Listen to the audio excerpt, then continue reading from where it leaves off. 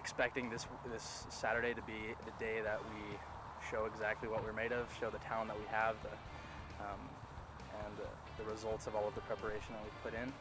BYU football gets ready for Saturday's rivalry matchup with Boise State. The Cougarettes' performance at the BYU Spectacular and routine prep for the homecoming halftime show. Brady with the left foot and puts it in! And the Lady Cougars soccer team is dominating the nation not only in their on-the-field performance, but also in their fan attendance. I'm Paul Swenson. And I'm Blake O'Rulian. It's time for Sportsline.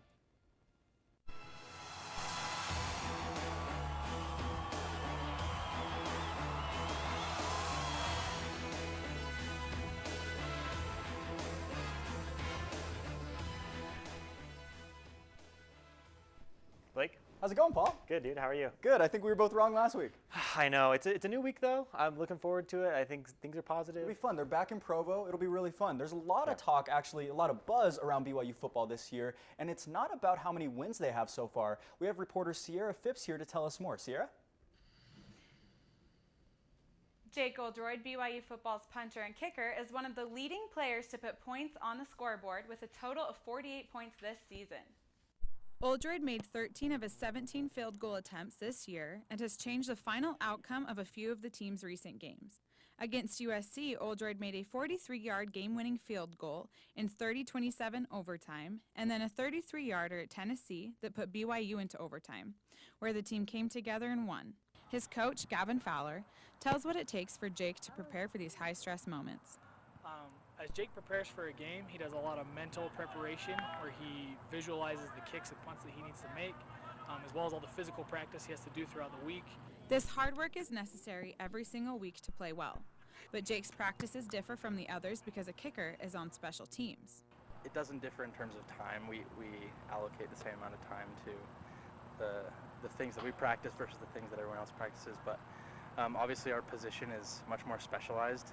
This specialized work does end up paying off. Jake Oldroyd made history at Lavelle Edwards Stadium when he made a 54-yard field goal a few weeks ago.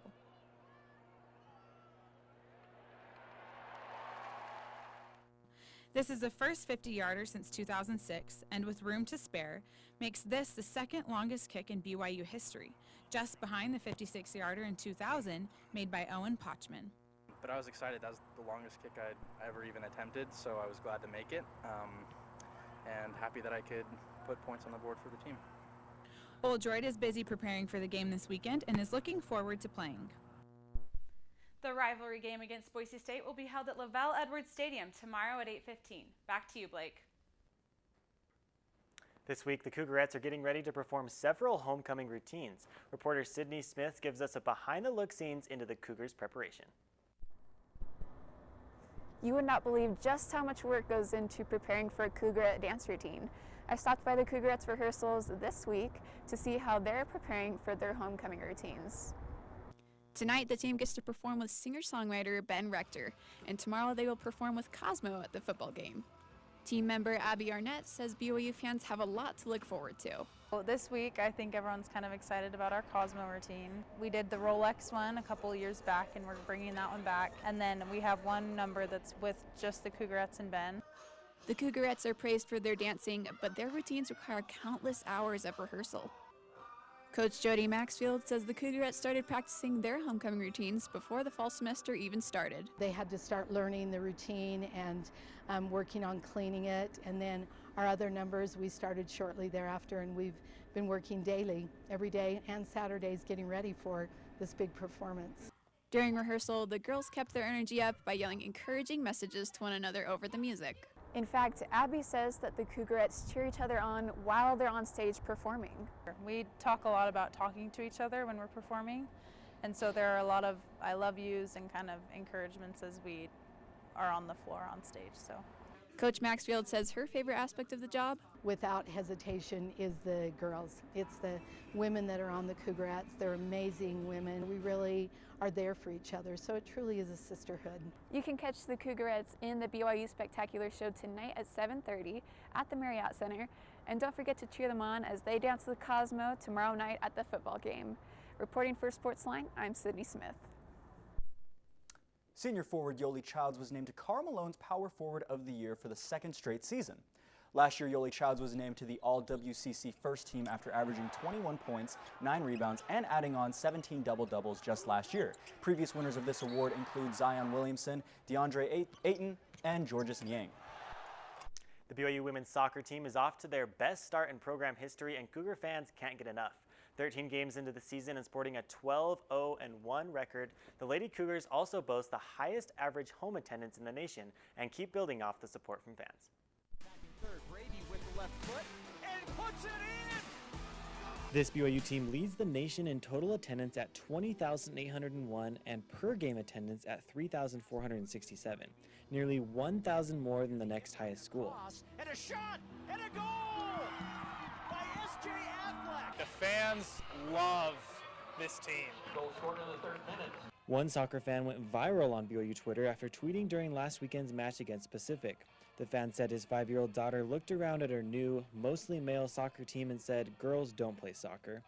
After taking her to last weekend's game, however, his daughter smiled and said, quote, "Girls are awesome."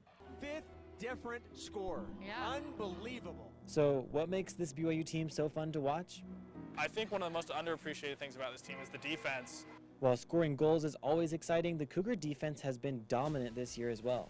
The defense has allowed only 6 goals in 13 matches, good for less than half a goal allowed per game.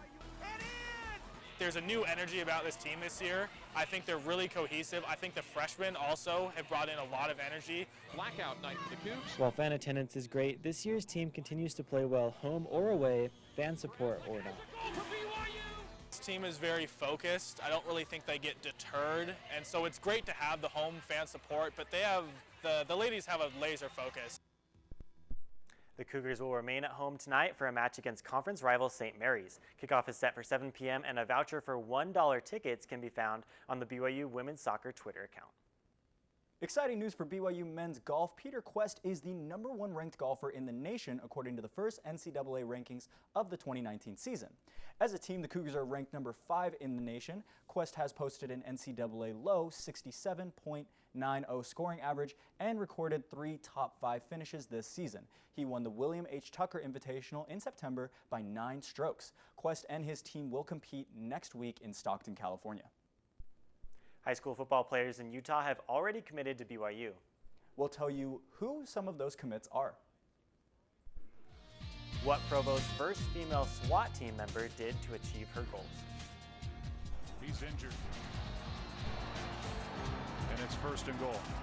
And Chiefs quarterback Patrick Mahomes was injured last night against the Broncos. We'll tell you how severe the injury is. Dora knows better than anyone. The best place to explore is the forest. She knows this monkey?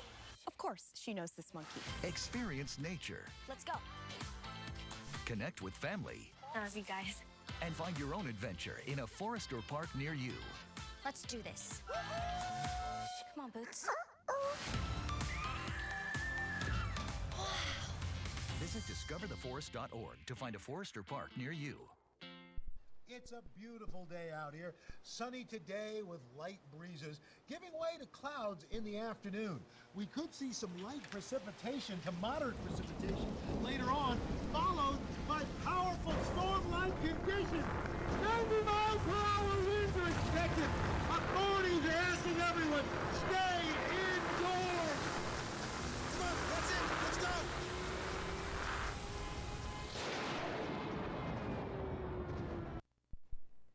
The reigning NFL MVP Patrick Mahomes suffered a dislocated patella in the Chiefs' 30-6 win over the Denver Broncos last night.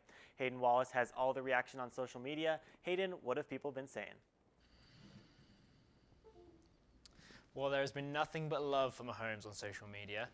Mahomes came out during the 2nd quarter, and after the doctors put his kneecap back into place, he was able to walk off the field by himself, and was even able to give the team a speech after the win. As I said before, there's been a lot of support for Mahomes online. So let's take a look. 2 current NFL quarterbacks reached out to Mahomes on Twitter. First of all, Russell Wilson, and the quarterback for the Seahawks, of course. And he said simply, "Praying for you, bro."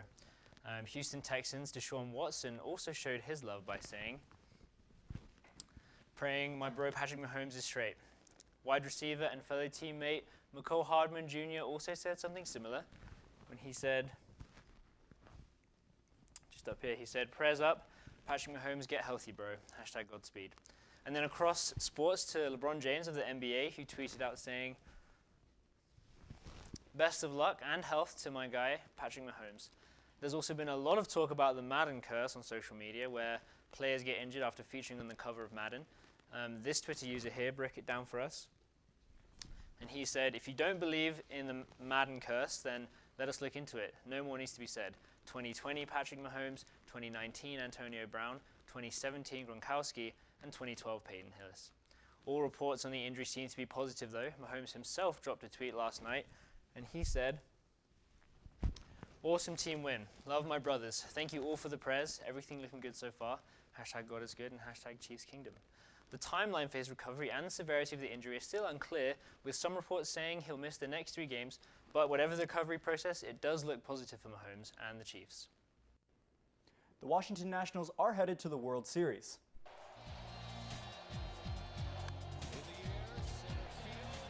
We'll tell you what it took for them to get there. Donovan, little one-on-one with Hazonia, drives it up, throws a rim and in. We'll tell you how the Jazz fared in their final preseason game.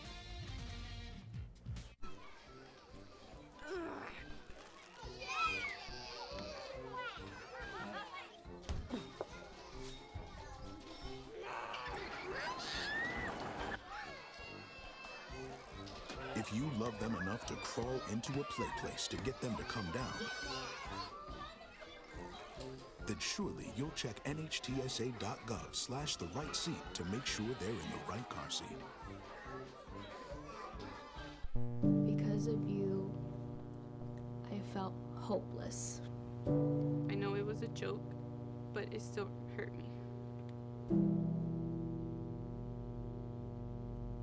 Because of you, I felt wanted and not alone in this world. Because you said hi to me on the first day of school, I felt included and I knew that I was going to be okay.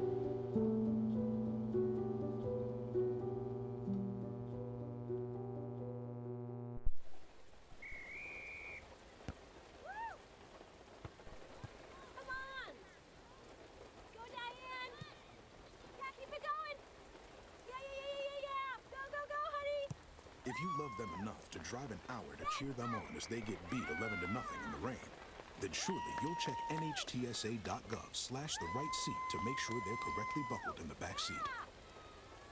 Throw that ball, Diane. Woo! You got this.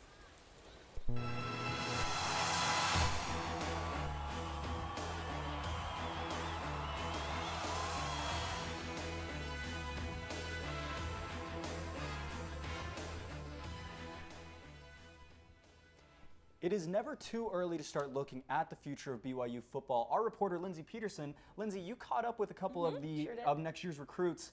How was that? That's right, I did. And there is a lot of talent headed to BYU in the coming years. And with it being the middle of this high school season, I thought we would check in to see how these recruits' seasons are going. It's sacks like this that made BYU want Josh Wilson. Wilson is an inside linebacker and BYU quarterback Zach Wilson's younger brother. Wilson is part of the undefeated Corner Canyon team and has registered 158 career tackles. Devin Downing of American Fork has registered 14 touchdowns this season. My goal this year was to come out and be the best wide receiver in the state. Downing is a 6'2" wide receiver and is fulfilling his dream of one day playing for the Cougars. I love the coaches. I have a great relationship with them. Very nice facilities. I'm excited for that. Just a great environment. It's a beautiful campus. Just the people I want to be around. Logan Peely isn't a stranger to the BYU football program. My oldest brother, Trajan, he's a senior right now, and he's playing DN. And then my other brother that came from Timpview, Keenan, he's playing middle backer. Logan's brother-in-law, Moroni Laulu Pututau, is also on the roster. Logan is a star safety at Timpview High School. Bodie Schoonover will be a force to be reckoned with as a 6'4" outside linebacker for the Cougars coming out of American Fork. Start as a freshman. That's how I really want to do that. I really want to start as a freshman. Bodie has also been sought after schools such as Nebraska, Utah, and UCLA, but wants BYU to be his future. Ever since I was little, I've always just loved BYU, growing up watching them, so it's just like always what I wanted to do was go to BYU. These, of course, are just a few of the 2020 BYU recruits, but just by looking at these few, BYU has a lot to look forward to. The Lone Peak High School football team continues with preparations for playoffs even after the Sports Executive Committee penalized them for using an ineligible player. Karani Namunyu tells us why the preparations are important now. The team continues with the preparations for playoffs even after Utah High School Activities Association Executive Committee penalized them. The high school football team forfeited 5 wins after losing the appeal on Thursday. The team kicked off the season strongly but lost to Bishop Gorman, Corner Canyon, and American Fork. Coach Bart Brookback says they played well against the teams but lost during the last minutes of play. We were 5-1 going in the Corner Canyon. We just come off a loss to Bishop Gorman, 10th-ranked team in the nation, and they were really good. We did pretty well against them. We lost by a touchdown at the very end. We went into Corner Canyon as the top 2 team in the state, and we were up 10 points with 2 minutes to go, and we didn't finish well. And we let them come back and win in the last play of the game and lost that game. And then Coach Brookbank hopes the performance will improve as they go into the playoffs with a return from injury of key offensive players.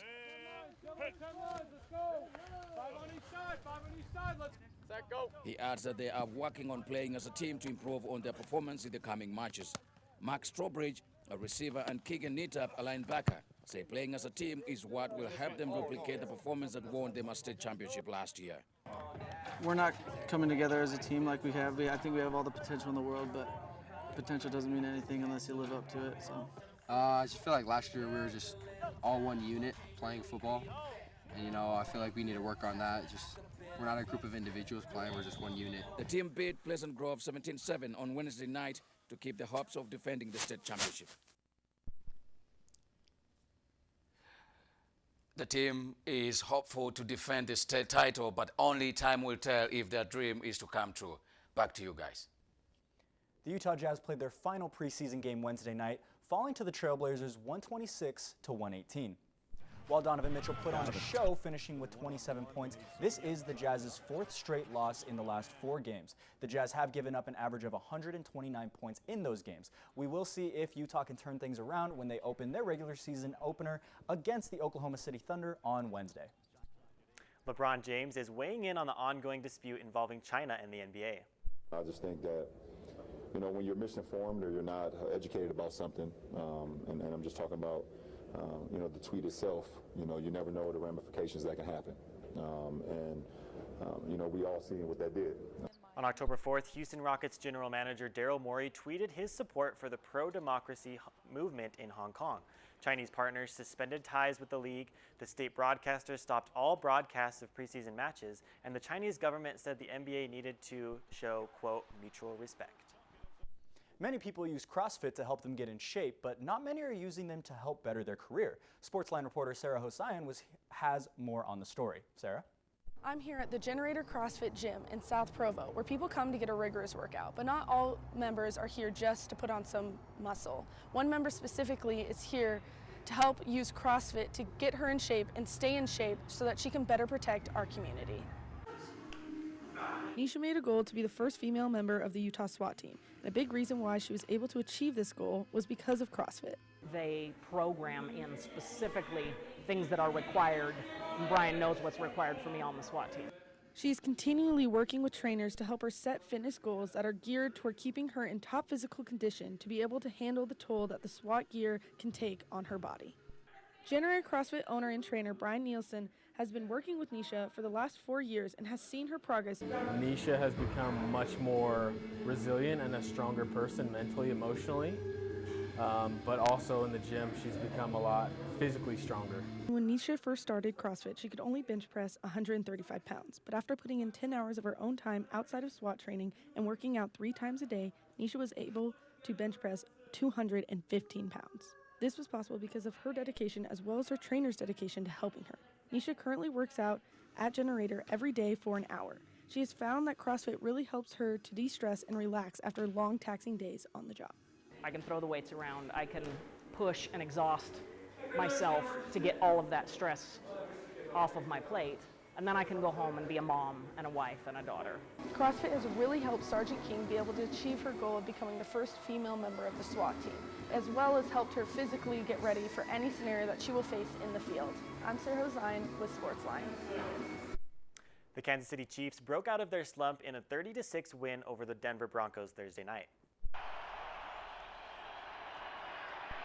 Mahomes throws, juggle, and a catch for the touchdown. The win came at a huge price for the Chiefs as the reigning MVP Patrick Mahomes suffered a dislocated knee that kept him out for the rest of the game.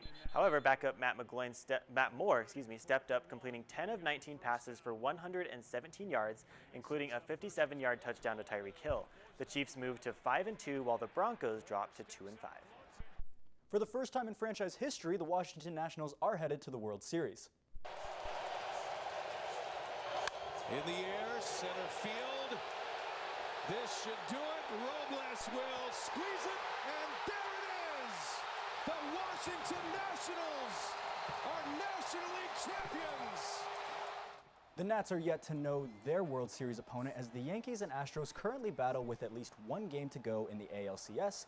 Either way, the celebration is on in the Nats clubhouse. Washington, D.C. gets its first taste of World Series opportunity. Coming up, we'll show you our top plays of the week. See who came up big in Game 4 of the Yankees versus Astros last night. There's a lot of fear in coming back to school. I'm a 40-year-old man that walked in there to get his high school diploma. It was very hard for me, but one of the teachers was Miss Araceli. She gave me direction. Every single time I had a question, she'll put down whatever she's doing and she'll sit there with you until you get it. 50% of getting your high school diploma is walking through those doors. The other 50% is doing the work. Find free adult education classes near you at finishyourdiploma.org.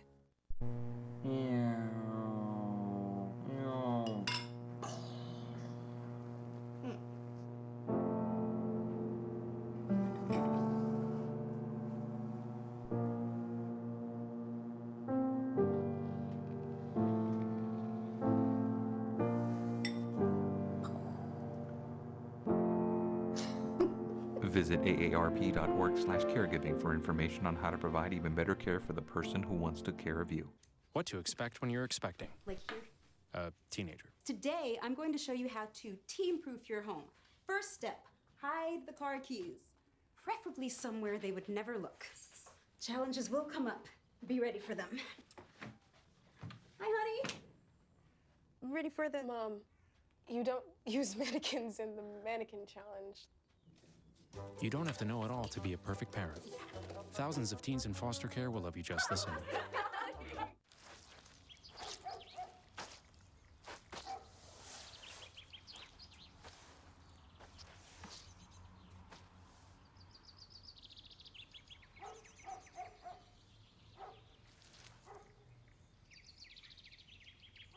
Hi. Hi. Patience. Pass it on. A message from the Foundation for a Better Life. Here are your top plays of the week. As a shooter, he just got to unleash it. Left wing, across the line. Next move by Milano. Blocking right in, scores. Blue Jackets' Sonny Milano splits the defense with the stick work and finishes with an incredible goal. Another payoff. In the air right, sending Judge back. He is out. New York Yankees outfield Aaron Judge stretches out for the catch in Game 4 of the ALCS. That ball's drilled to left field. It sends Gardner back. The Astros took a commanding 3-1 series lead thanks to 3-run home runs from George Springer and Carlos Correa. All right, it's our favorite time of the week, time for matchups. Let's start with this week's football game. We have BYU back at home taking on Boise State. Blake, what do you got? You know, with BYU coming back to Provo after a month of a layoff, their morale is low. They haven't won a game in almost over a month, I believe. And it seems like against a 6-0 Boise State team, I don't see that changing. I don't see them winning this game by any means. Yeah, I want BYU to win so badly, but Boise State is just too good. I'm jealous of Boise State. They're still in the Mountain West Conference. They have a great coach. They get to play on a cool field, you know, so Boise State. My tactic is going for the underdog, the team that is least expected, seems to be working, and that's going to the World Series. That's fair. So I'm actually going to go with BYU on this one. Nice. That's a great pick. You know what? BYU has played Boise State 10 times in their all-time series. 4 of those games have been at Well-Edwards Stadium. You know what the record is there? 2-2. So I think it's a coin flip. So it's a coin flip, which is already what it is coming into this game. And Hayden said that BYU is going to win, so. I think Boise's not as good as a team as Utah and Washington, so I'm going to take BYU in this one. I think they're going to sneak out a close win. We talked about Jake Oldroyd earlier in the show. I think he's going to have a big game. So heading into the NFL, we have a big matchup, AFC and NFC interconference matchup between the Ravens and the Seahawks in Seattle. Blake, what do you got? I like the Ravens in this one. I think both teams haven't been tested very much. Both of them have pretty good records against teams that aren't as good. A lot of teams lower in the rankings. But I have the Ravens winning this one and the Seahawks getting their second loss of the season. I got to agree with Blake again. Both have good records, but I've just never been a Seahawks fan. Don't like Pete Carroll, don't like Russell Wilson. So Ravens can take this.